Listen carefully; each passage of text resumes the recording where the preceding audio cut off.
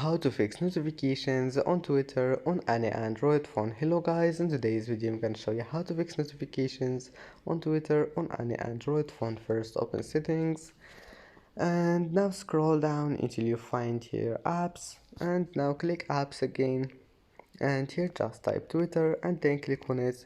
And first thing you need to do here is to check this one, data usage. Check background data. If you find it like that, just allow it, and after that go to power usage details, and then click launch settings, and now just run in background. Check this one, maybe you'll find it like that, just allow it. And first you need to disable manage, automatically disable it, and then you can allow this one. And that's it. Now just go back and try again, and your problem must be fixed. And that's it for today's video. Don't forget like and subscribe, and see you in the next video.